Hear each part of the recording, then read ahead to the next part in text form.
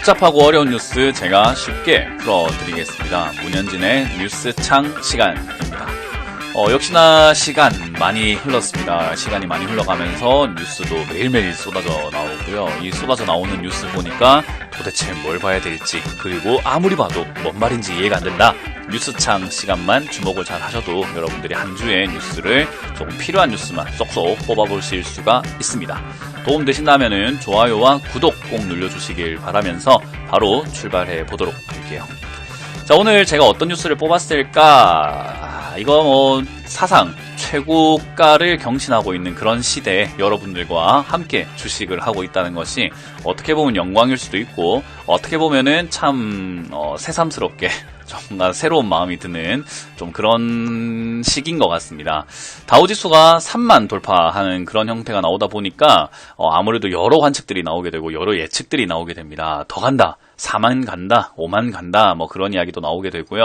어떤 한쪽 측면에서는 야, 너무 많이 올라왔는데 라고 하는 그런 시각, 불편한 시각들도 존재하게 되죠. 저 같은 경우야 지금 전체 경제 상황 자체가 좋지 않기 때문에 언제 무너져도 이상하지 않다 생각을 하고 있기 때문에 무너지고 난 다음에 도망가느니 도망부터 조금 가놓고 약간 멀리서 관망하는 자세, 흔히 말하는 보수적인 투자 자세가 저는 유효하다라고 생각을 하고 있는데요. 어쨌든 그건 생각의 차이기 때문에 누가 맞다, 누가 틀렸다는 나중에 시간이 지나야 알 수 있기 때문에요. 지금 논하는 것은 의미가 없다 생각을 합니다. 어찌됐든 이 어떤 뉴스와 어떤 상황을 보면서 내가 어떤 전략을 짜느냐의 문제이기 때문에 이 뉴스들을 좀 체크해봐야 될 것 같은데요. 시중에 유동성이 넘쳐 흘러나오면서 다우지수 사상 첫 3만 돌파가 진행이 되고요.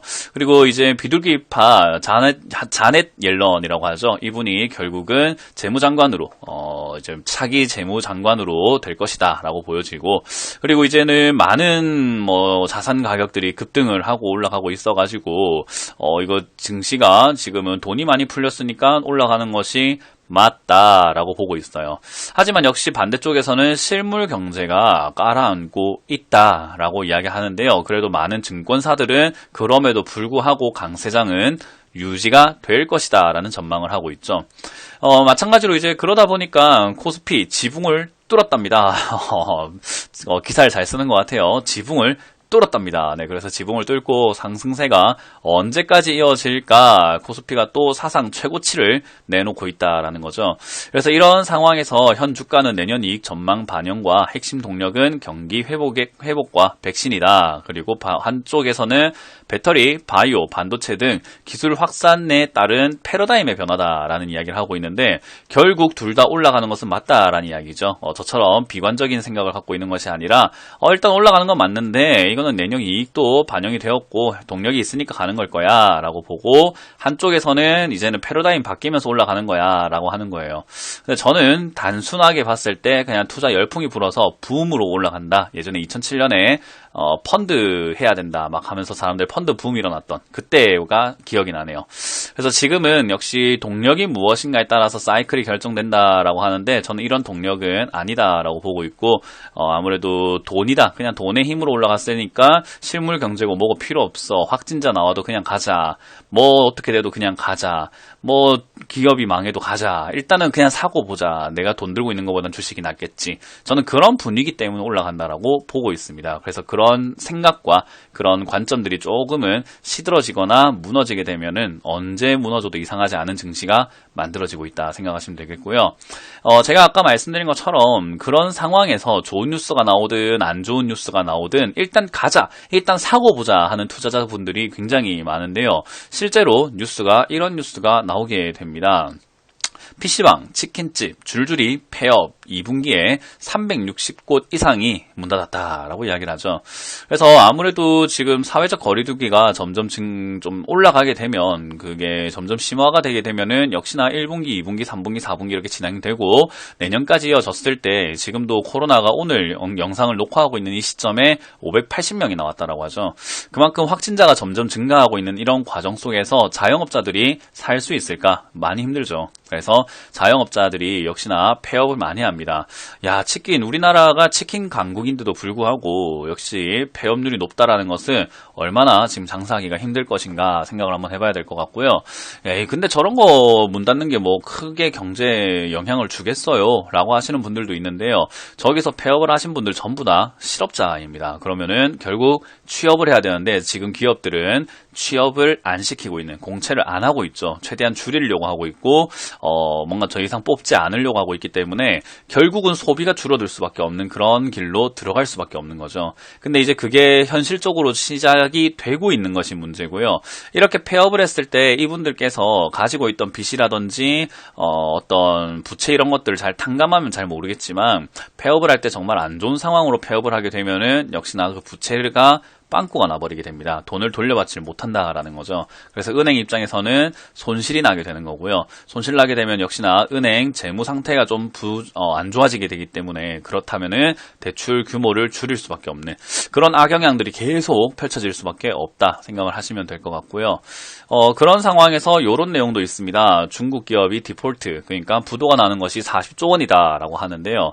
좀비 기업을 솎아내기가 계속되고 있다라고 합니다. 이제 우리나라는 아무래도 좀비 기업을 솎아낸다고 너 망해라 하고 정책을 내게 되면 정치인들이 어마어마한 욕을 먹어요. 그렇기 때문에 그렇게는 하지 못하는데 중국은 아무래도 일당 체제로 공산당이기 때문에 그런 부분에서는 조금 더 강압적으로 할 수 있는 부분이 있죠.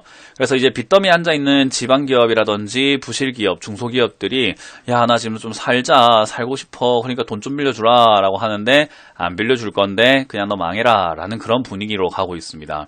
뭐 물론 이렇게 분위기로 갔을 때 저게 에이, 중국인데 나랑 무슨 상관이야 하지만 계속 말씀드리지만 이 피라미드 형태로 아래쪽에서부터 망하게 되면은 위쪽으로 점점 타격을 주게 돼요.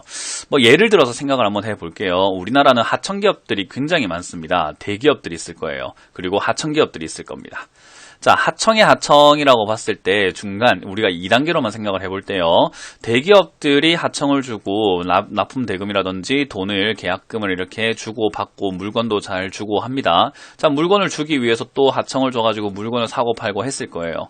자, 그렇게 하면서 서로 간에 돈 거래가 있었을 겁니다. 그런데 아래쪽에 있는 기업이 하나가 A라는 기업이 하나가 망합니다. 부도가 나면서 4억이라는 돈을 난 못 주겠다. 난 너한테 지금 돈 줘야 되는데 4억 못 준다. 그래서 나는 망한다. 부도합니다. 그리고 B라는 기업도 망합니다. 나 3억이라는 돈을 줘야 되는데 못 준다. 망해야 되겠다 합니다. 자, 그럼 위에 있던 1번 하청 기업은 대기업한테 야, 나 돈 띄었어. 4억 띄었으니까 너한테 납품 못해. 지금 나 3억도 띄어가지고 납품 못해 라고 할 것인가? 아니면 대기업과의 하청은 기회이기 때문에 유지를 해야 되기 때문에 울며 겨자 먹기로 돈을 줘야 될 것인가 라고 한다면 돈을 줄 수밖에 없는 상황이죠. 그래서 1번 기업은 자기가 손실을 떠안게 되고 대기업과의 관계는 유지하려고 합니다. 그러면 대기업은 어떻게 보이냐면은 실적이 매우 좋아 보여요. 그래서 대기업들은 실적이 좋다라고는 하지만 아래쪽 기업들은 무너지고 있죠. 자, 이렇게 무너지고 나니까 결국 1번, 2번, 3번 하청업체들도 빚을 너무 많이 지고 손실이 너무 크다 보니까 부도가 나버립니다. 그때쯤 되면은 대기업도 손실이 나게 되는 모양이 생기는 거죠. 이렇게 되기까지 뉴스는 나오질 않습니다. 왜요? 대기업들 실적이 너무 좋다. 삼성전자 실적 너무 좋다. LG 너무 좋다. 삼성, SK 다 좋다. 현대 좋다라고는 하지만 역시나 하청들은 무너지고 있습니다. 근데 세상은 좋은 것만 보여주려고 하죠.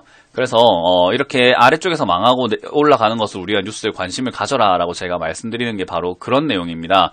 IMF든 어떤 위기든 간에 망할 것입니다 하다가 망한 게 아니라 괜찮다 해서 더 이상 도망갈 수 없는 정도까지 지경에 왔을 때 지금은 위기입니다 라고 해버리기 때문에 여러분들이 그쪽에 역시나 휘말리지 않으려고 한다면 미리 준비하고 미리 많은 내용들을 좀 분석하시는 필요가 있습니다. 자, 그리고 이제 우리 옐런 의장이었죠. 전 FOMC 연준 의장이었는데 지금은 조 바이든 행정부에서 재무장관을 맡게 될 것이다 라고 합니다. 이분은 통화정책에선 비둘기파라고 해요. 그게 뭐냐면 금리 인상을 한다 하면은 매파하고 금리를 떨어뜨려서 돈을 풀자라고 하면 비둘기파라고 합니다. 그래서 조금 건전하다, 조금 얌전하다. 비둘기 얼마나 평화주의자입니까? 그러니까 인상하지 말고 그냥 지금처럼 하고 돈도 많이 뿌리고 돈도 많이 주자 라고 하면서 비둘기 파였는데 재정 정책이 있어가지고는 매 성향을 보일 것으로 예상이 된다. 이거는 증시의 굉장한 변수입니다. 왜냐하면은 이 저금리를 유지했던 사람이었는데 이제는 상황이 달라졌고 그리고 이제 그런 상황에서 매파적 성향 그러니까 긴축이라고 하죠. 자산 긴축이라든지 금리 인상에 대한 기조를 조금이라도 보여주게 되면은 지금 증시는 와르르 무너질 수밖에 없어요. 왜냐하면 저금리는 앞으로 계속 갈 거야. 그러니까 은행에 돈 맡기느니 주식 사자라는 붐인데 갑자기 긴축, 은행 금리를 올릴 것이다 라고 하면은 야, 잘못 생각했네. 은행으로 돈 넣어야 되는 거네. 라고 하는 사람들이 증가하게 되면 팔고 나가게 되거든요. 그래서 이제 그런 부분들을 좀 미리미리 우리가 예측하고 준비해야 되는 것이 투자자의 몫이기 때문에 저는 이런 뉴스도 조금 관심 있게 보셔야 되지 않을까. 역시나 미국이라든지 이런 쪽에서 금리가 올라가기만 하면은 전 세계 신흥국뿐만 아니라 우리나라도 그리고 중국도 많은 국가가 엄청나게 휘청거릴 수밖에 없습니다. 저는 그게 바로 경제위기라고 봐요. 지금 코로나 때문에 뭐 위기가 올 것이다 라고 하면서 또는 위기가 왔다 라고 하면서 3월 달에 폭락장이 나타났었는데 실제로 그때는 아무런 위기가 아니었습니다. 그냥 충격이었던 것 뿐인 거고 위기가 올 수도 있지 않나 싶어서 떨어진 거고요.